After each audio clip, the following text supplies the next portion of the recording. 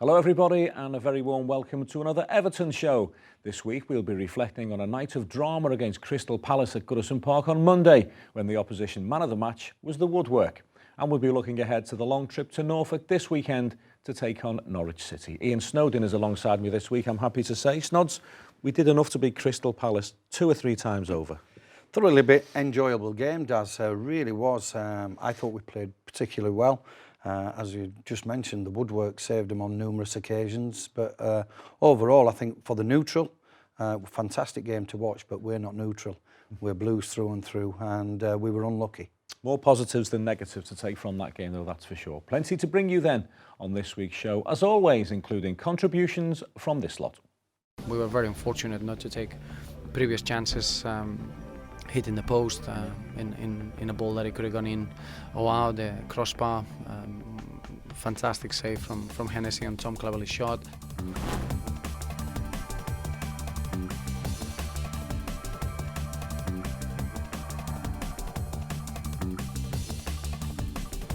I can assure you, sat on that bench with just the one sub them days, and seeing someone go down, I was thinking, get up.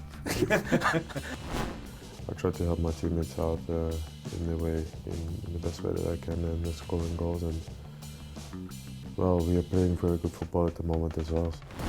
I tell Rom always, go to the first post, because when I put the cross in defense and the keeper in the middle, it's perfect for him.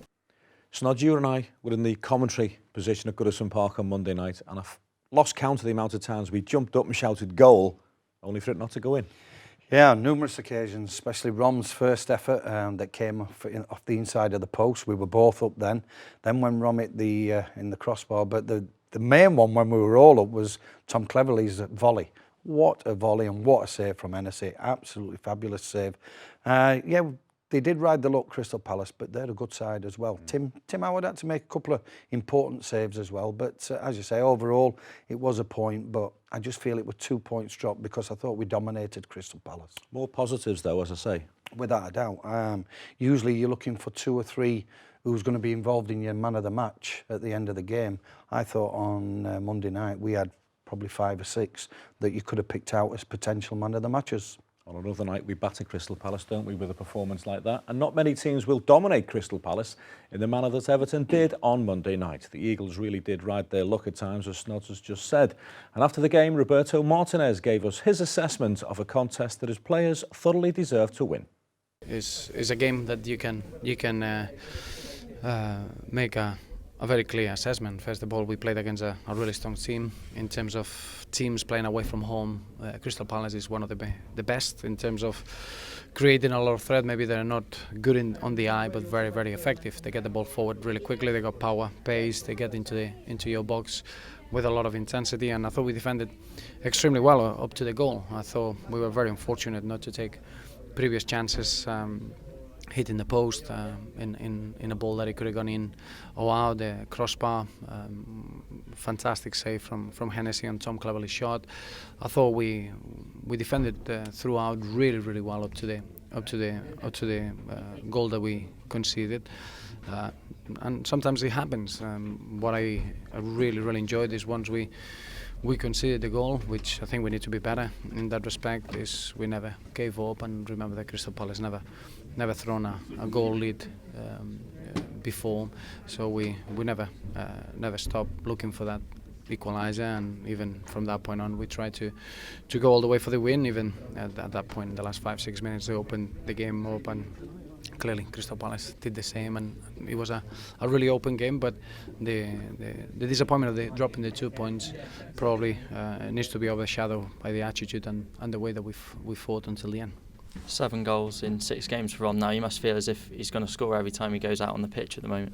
I think as a team we feel in that manner. I think we feel that we can get good service to the forward players, and Gerard Deulofeu is enjoying his football.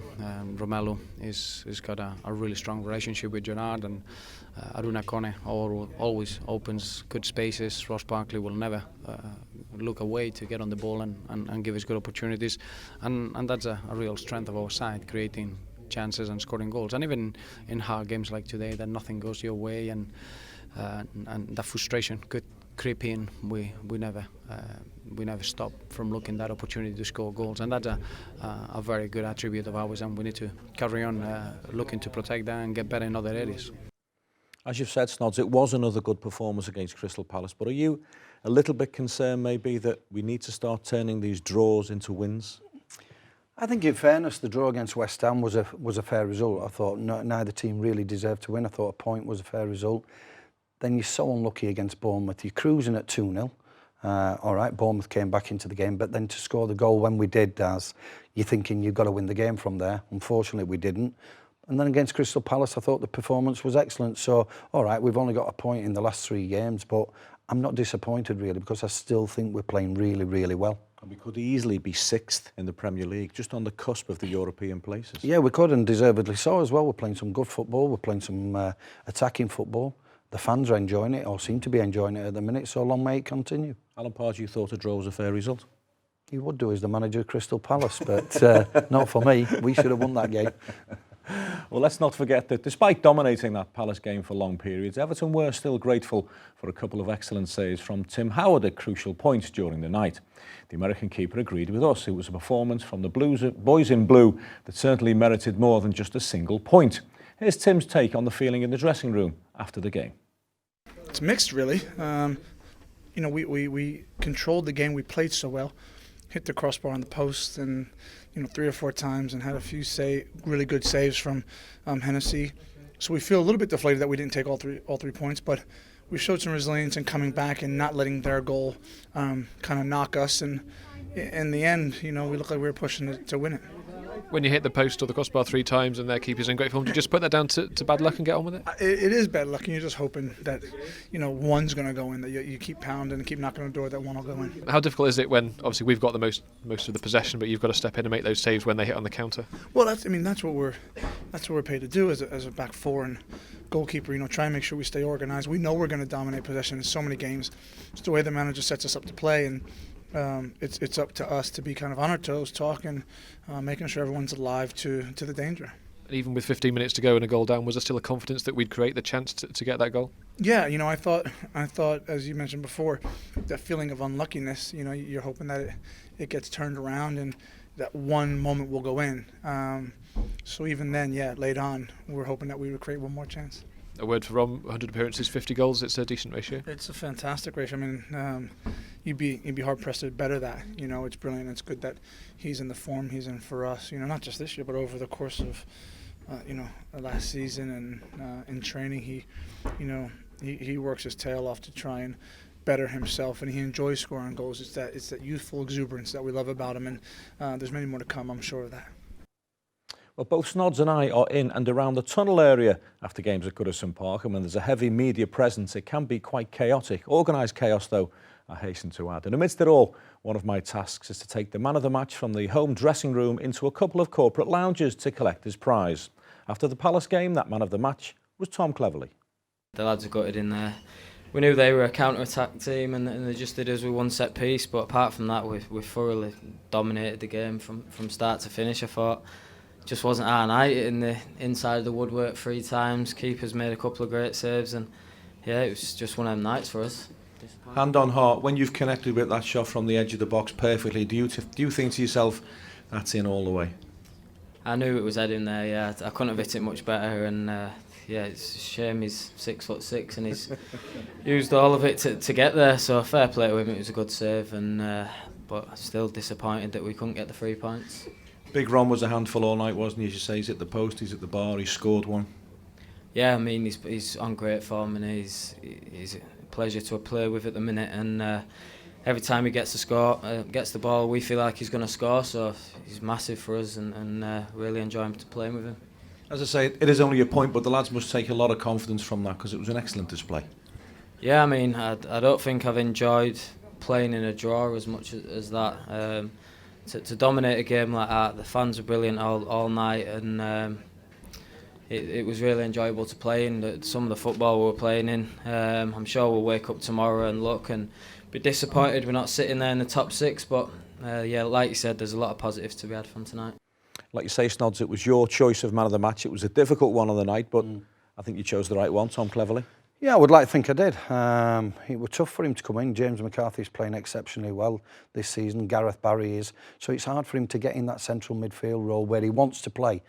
He's tended to play out wider in the games that he did play before his injury. But he came in there and I thought he did really well. I thought his energy levels were really good. Never wasted any balls. Kept possession and momentum going. And then he had a great strike on goal that would have been a wonder goal. So, yeah, I thought Tom deservedly got the man of the match. He's playing really well, and I'm sure there's more to come, but I doubt he'll strike a ball as beautifully as that and not score. No, when it left his foot, I bet I thought, yes, here I go, I'll go running to the Gladys Street end. But what a save it was, and yeah, it's when you hit one so sweet like that, not to go in, it's a bit of a downer. He was very upset afterwards, that's for sure. Could have been the goal of the season contender. And that's it for part one of this week's Everton show. Please rejoin us in a couple of minutes for part two, when we'll hear from Ryan Ledson and we'll review a splendid win for the under-21s against Liverpool.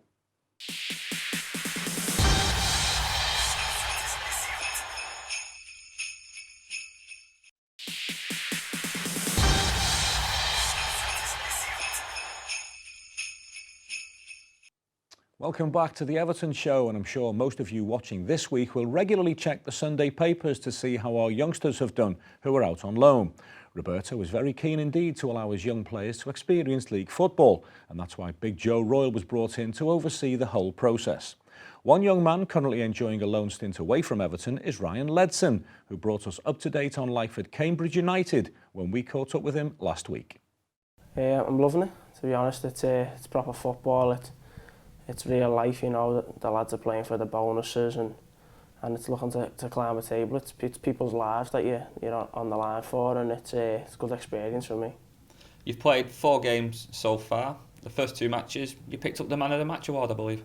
Yeah, the Accrington game was the first game at home and picked up man of the match there. Unfortunately, we got beat 3-2, but we played well, and then the following Tuesday then we played Morecambe away and picked it up again, which is we done well in that game. Though we won 4-2, and then we got back-to-back wins. And then we played Notts County and beat them, so we're doing well in the league. And of course, you're playing for a manager, Sean Derry, who was a former central midfielder in his playing days. That must suit you.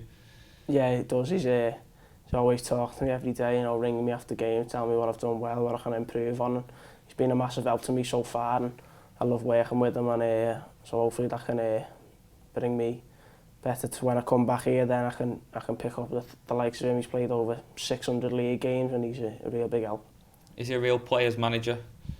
He is, yeah. He's tough on us. You know, it's a tough training session. You know, when you're on the training pitch, you're working hard, like, and then he's just a dead down to earth guy when you're off the pitch with him. You touched upon it a couple of questions ago.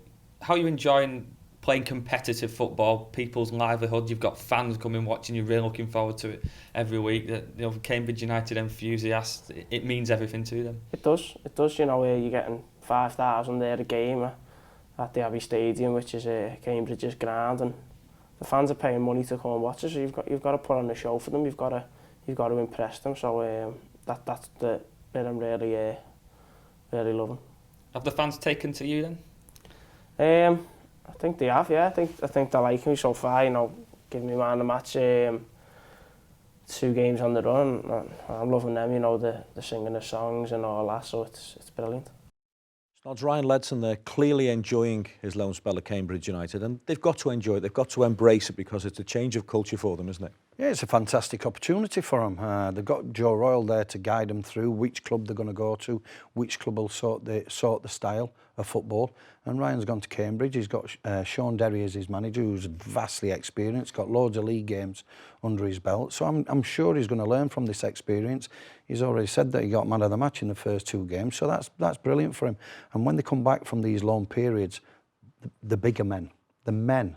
The boy, they go away as boys, but they come back after playing league football as men, and it'll be great for Ryan and the other lads that are out on loan to come back to Goodison once the loan periods are up. These young boys, these young Everton players who go out on loan, will they be targeted by some experienced League One and League Two and then sometimes conference players? Well, yeah, it is tough. There's no question about it, playing at that level. But that's what you're in it for. It's tougher playing in Everton's first team than probably in Cambridge's first team. And no disrespect to that. So they've got to learn the game quickly if they're going to succeed at Everton Football Club. With all due respect, the points at that level are more important than the points at under-21 level. Without a doubt. Of course they are. It's great getting your playing experience at under-21 level and playing against some top players, but you learn your football playing against seasoned pros. Good luck to Ryan Ledson down at Cambridge United.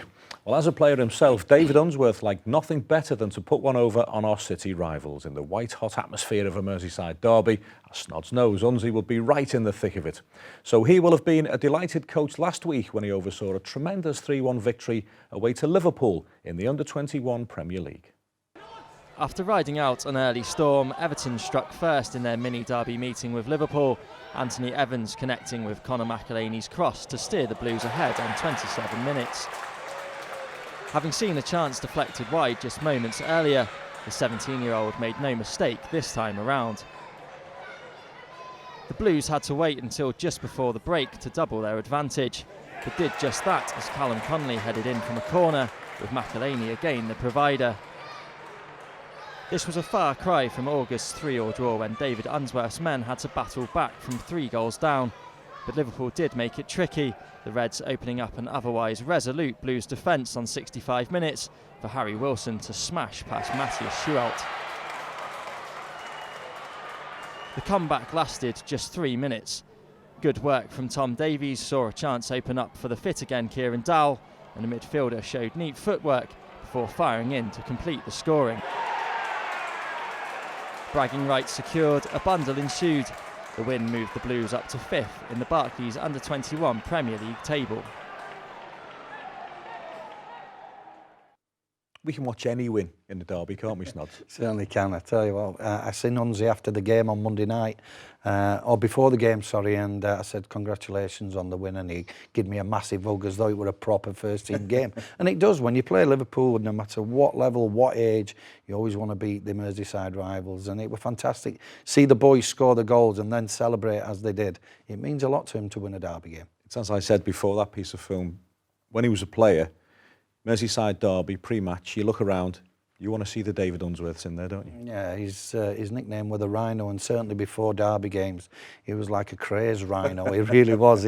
He loved them. He was passionate. He's passionate about his club, Everton, and he'll be instilling that into his young players. Wear that badge with pride, and that's how he used to play. Nice to see Kieran Dowell back amongst the goals as well. Great to see him back on the pitch. Took his goal lovely there. There were some good goals. First goal were a nice goal. So we've got a lot to look forward to out of them young lads. When you were last on the show, Snods, you talked about Callum Connolly and how much you liked him. He scored against Liverpool. He also scored earlier this week when the under-21s drew at Reading.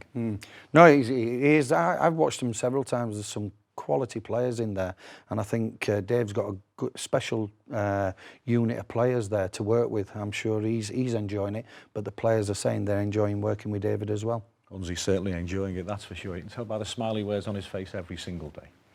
Well, earlier this year, a little boy called Finn McEwen was a very special guest at Finch Farm.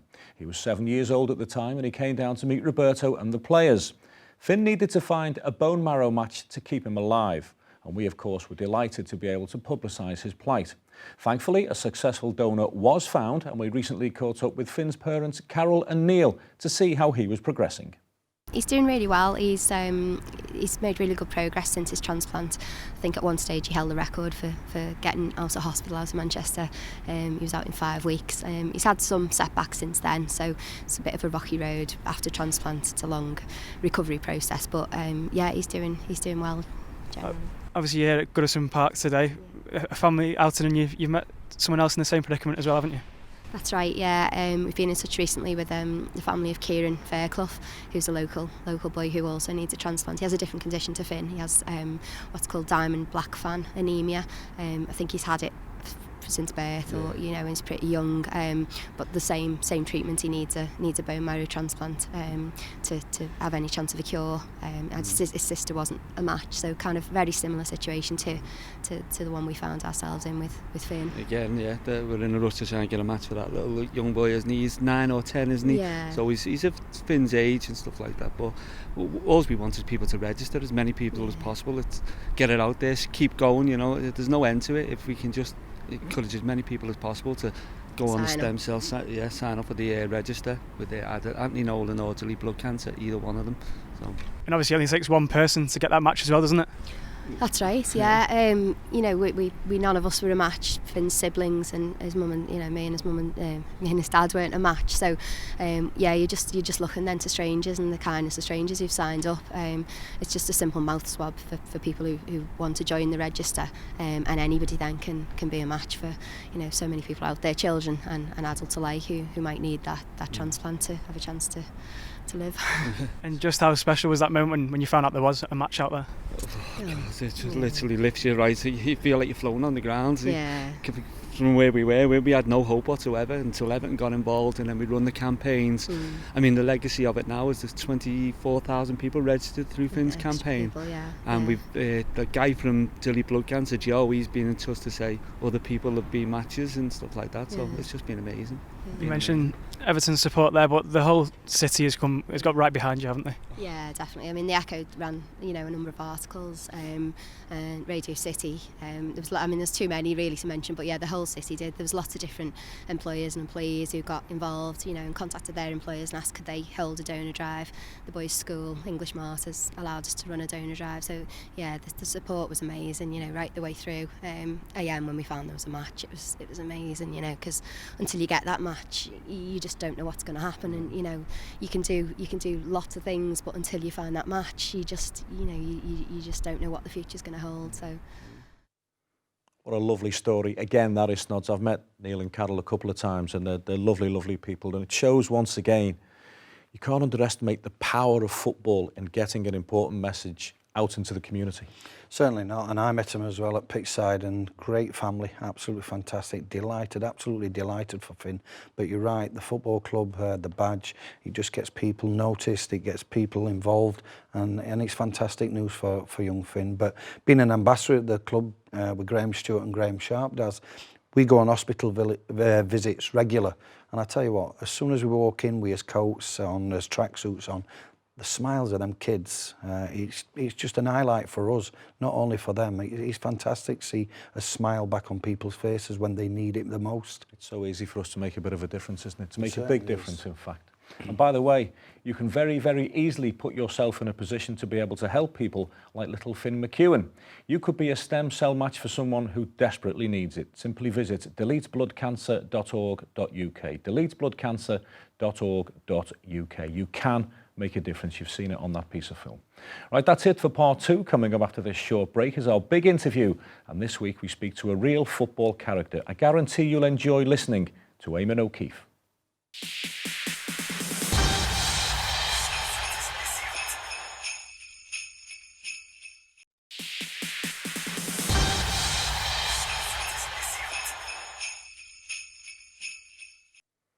Welcome back to part 3 of this week's Everton show. It's time now to sit back and enjoy our big interview. Now, back in 1979, Everton manager Gordon Lee dipped into the world of non-league football to sign a striker called Eamonn O'Keefe from Northern Premier League outfit Mossley. It was a move for O'Keefe that went well beyond his wildest dreams, and he was back at Goodison Park recently to tell the Everton show all about it. I was very lucky. Brian Kidd lived near me, and I'd known Brian from when I was at Man United as a kid. He was just building up then, so he was great. We managed to get in touch, and he said, come on, I'll pick you up and we'll come down. So that breaks it down a little bit, But the hardest thing for me was getting in the changing rooms with Bob Latchford, Colin Todd, these kind of players, Brian Kidd, George Wood, Andy King, who ripped the make out of everyone, no matter where he come, I ended up with no underpants on and everything, But what a great bunch of lads. Decent side that, Eamonn, wasn't it? Well, when I joined, they'd come second, but Dave Thomas, for me, is the best, still is probably the best crosser of the ball I've ever seen. And amazed to me, I don't know if anyone ever knows that, he only wore rubbers. Yeah.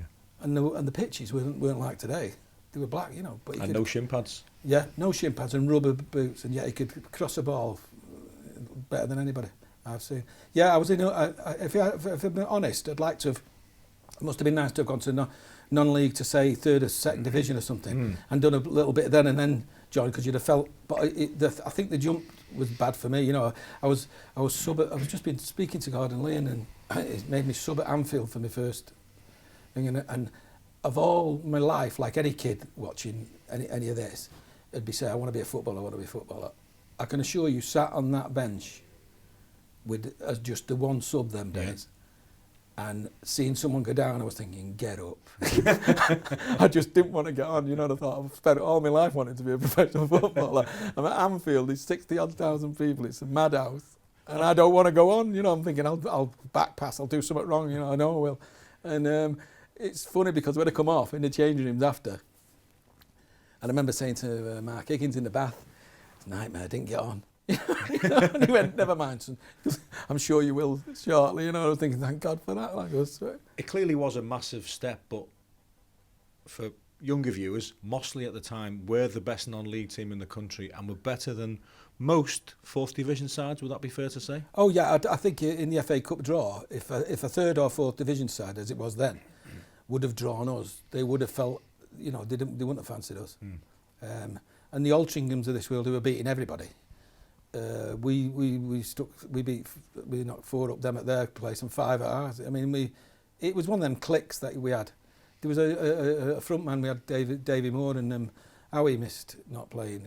I mean, I could judge. I can be a judge now because I've played in all the divisions. He was ice cool in front of the goal, scored 49 goals or something. But his finishing was, if you give him 3 seconds, he used 2.5. You know, he didn't have a panic in him.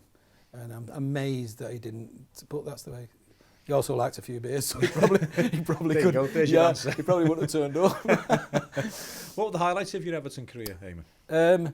Well, obviously, being able to play with some of the players that you'd only seen on the television was amazing. You had to get over that hurdle first. That I'm playing in the five-a-side with them. I almost felt as though I shouldn't be on the pitch, you know.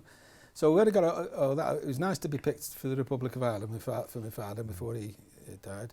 But some of the, I mean, everyone when I come to Goodison, they all say, do you remember the Southampton goal, you know, because it was a big night, and it was Kevin Keegan, and we'd drawn down at Southampton, which I thought, it's a shame about that, because we played really well down there, and I think we were thinking we might have let them off the hook here, because not only had they been unbeaten at Southampton all year, I think they'd not failed to score, you know.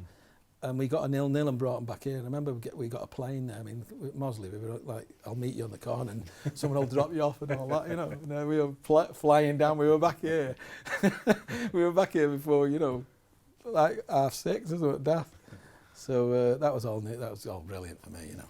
We should have beaten Manchester City as well, shouldn't we, in the quarters? Well, Matt, that's what I'm from Manchester, and I was born up as Man United. So City was a little bit of a vengeance thing for me, because, you know, all my pals like. And it was the biggest disappointment, because I'd scored that goal, and then I got this flu, and funny enough, just speaking to Jim McGregor, and he was our physio, and it just took my legs away, you know, them ones where you go up the stairs and you can't. And I had to stay at home and out of the way of the other lads, obviously, as well. So I missed. I played in the first leg here, which we should have won. Yeah. And it's dead easy to say you should have won, but in fairness, we were a good side, but we never killed them off.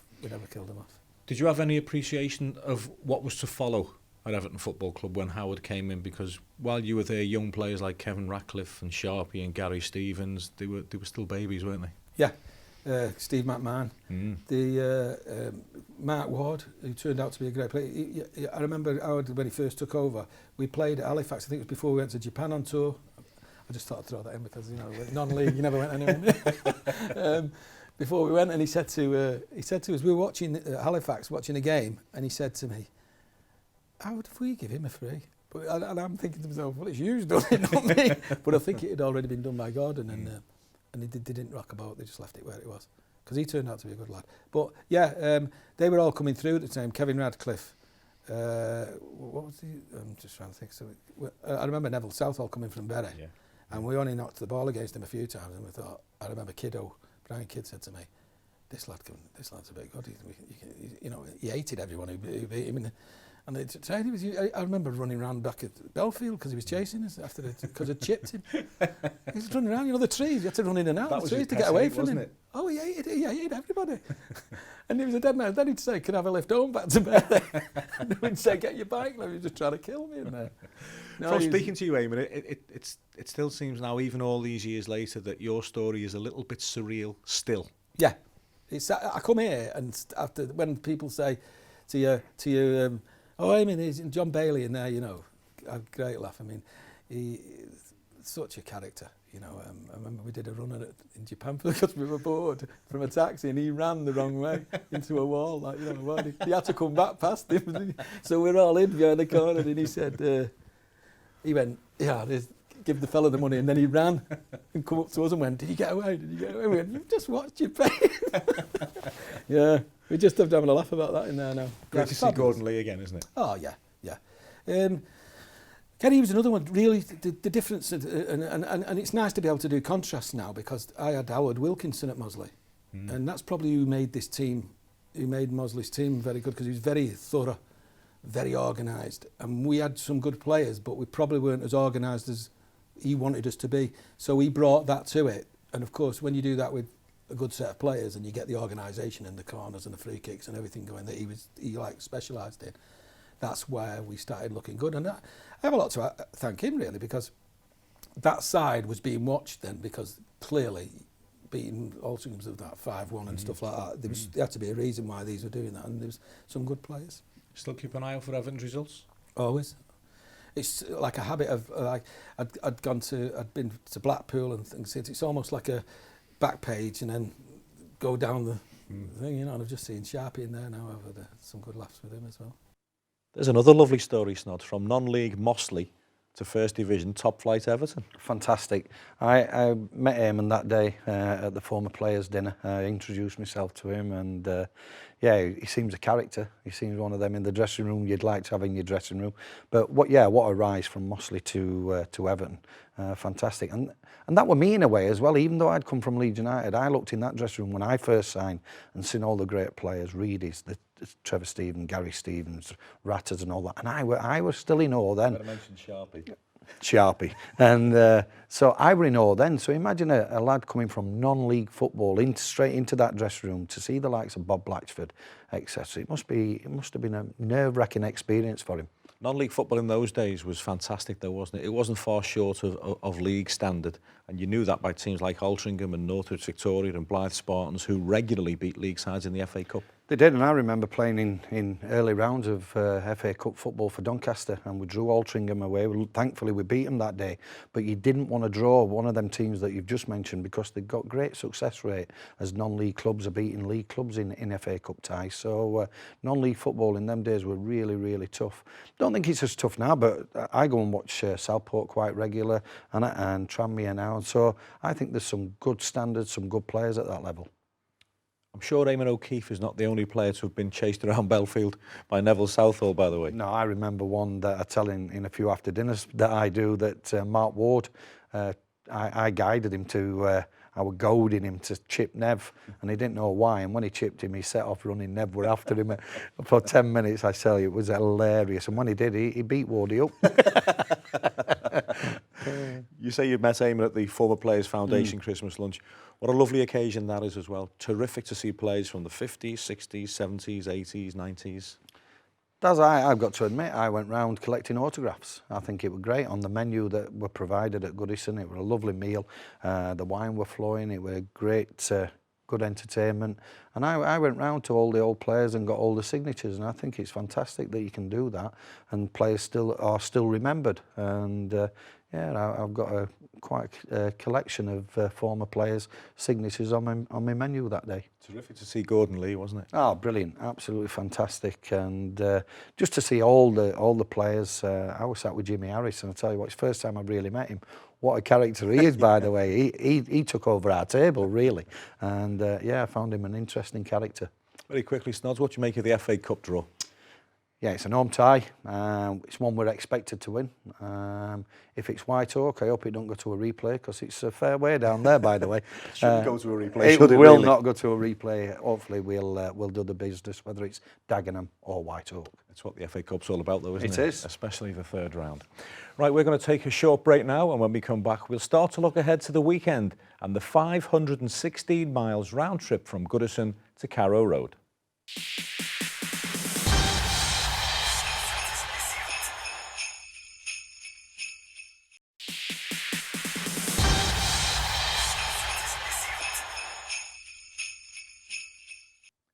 Welcome back to the fourth and final part of this week's programme. Well, one of the most popular figures down at Finch Farm, and there are many I can tell you, is first team coach Dennis Lawrence. Big Dennis played for Trinidad and Tobago in the 2006 World Cup, and he marked Wayne Rooney on the night that the then 16-year-old scored his first ever senior goal against Wrexham. Dennis has been looking ahead to Everton's next Premier League challenge against Norwich City on Saturday. Obviously, Norwich is always a very difficult place to go. There'll always be a competitive team. The manager makes sure the groups work hard, and we're expecting a very tough game because there's no easy games in the Premier League, especially when you go to a place like Norwich City. There's been some funny results in the Premier League this season. I think the message is expect the unexpected week in, week out. Yeah, a lot of people have been saying about there's been funny results. I see it a different way. I think it's just been a very competitive league this season, and when I say that, I mean from top to bottom. I mean, in the past, I think everybody's a bit used to certain teams being at the top and certain teams being at the bottom, and the table just looks a bit different. So I think it's been a very competitive league, and I think it's great for football because we all know the Premier League is a very challenging league. So I'm expecting it to be like that till the end of the season. For someone who's been in football as long as yourself, is it refreshing? Is it nice to see somebody like Leicester City top of the Premier League as we approach Christmas? I wish I could say yeah. I'd prefer it to be us. I think for the neutrals, they'll probably look at it and they'll probably be enjoying it. But I think they've worked hard. They deserve to be where they are at the moment, but it's still got a long way to go. And as I said before, I think if you look at the league now, it's quite there. It's open and it's challenging. And the opportunity is there for the team that has the desire and wants to go there and try and see if they can create a bit of a break in the monography that has been taking place in the Premier League for a long while now. One of the teams who can get a good result, then a bad one, a little bit of a consistency, is Norwich City, isn't it? Yeah, that's what makes them such a dangerous team because, you know, on the day you know what they're capable of. They've got a strong squad. They've got a manager who shows a lot about what he's all about, how he gets the team to work. We played them in the Cup, which wasn't too long ago, and it was a very difficult game. So we're expecting a very, very strong challenge. Snods, do you agree with Dennis Lawrence there? Any side in the Premier League that can put together a consistent run of results, preferably wins, will really be right up there and could stay there? Without a doubt, because you look at it as Man City haven't been brilliant this season. Man United, for all the points they've picked up, they've not been brilliant this season. Arsenal have lost the odd games as well. So I think you're right. And Leicester, deservedly, I think, are on the top of the league. They're playing with enthusiasm. They're playing quick football. Vardy is absolutely on fire. So anybody can beat anybody in this league and finish anywhere. Let's hope it's the Blues that put together that consistent run. Well, Gareth Barry recently described Romelu Lukaku, Gerard, Deulofeu, John Stones and Ross Barkley as the Fab Four. And the young boys are certainly bringing as much joy to Goodison as the original lads did to the Cavern Club all those years ago. Deulofeu and Lukaku are striking up something of a Lennon and McCartney partnership. The young Spaniard has been telling us how he loves linking up with the big man to give opposition defenders a hard day's night. He's a perfect striker because he's a big striker. When I put the cross, good head, and for me it's good. I tell Rom always, go to the first post, because when I put the cross in defense and the keeper in the middle, it's perfect for him. And always tell Rom, goes to the first post. If you go to the first post, you score a lot of goals. And we look ahead to Norwich now at the weekend. A long trip down there to Norwich. Obviously looking forward to getting back out there and hopefully getting a win. Yes. Yes, Norwich is a difficult team. We play against Norwich again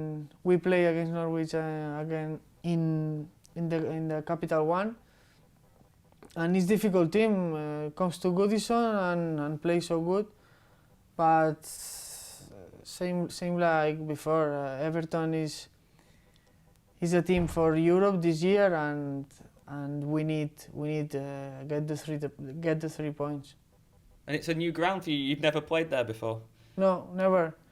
Because 2 years ago, I think is the first or second game of the season, and unlucky no play. And I think I hope this week play in Norwich. It's developing into a terrific partnership, isn't it? Jerry sets them up, Ron knocks them in. Also, what I'm liking, his English is coming on really well, Dad. He's speaking well. He's enjoying himself at Everton. There's no question about it.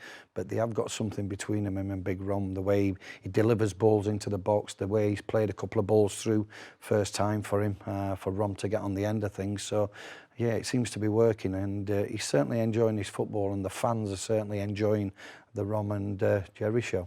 The Rom and Jerry show. I wish I'd have used that one. The other night, Jerry did really well to put the ball across the middle for Rom to knock in, but because it came off Gareth Barry formally gets the assist. Now, that can't be right. No, it can't be right.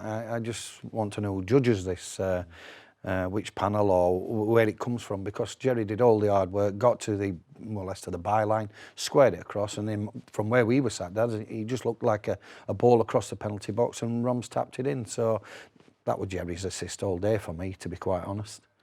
Near on impossible to defend against, isn't it? If Jerry gets it right and Rom's through on goal. Yeah, it is, because Jerry's quick. He's got a great habit of just knocking the ball to one side, and he's sharp over that 5 or 6 yards to get to the ball. And Rom's powerful and strong, and when he's in full flight, he's difficult to stop. So we've got some great kids at this club. We've got some exciting times ahead. And plenty more goals to come as well, hopefully. Starting with Norwich on Saturday, that'd do.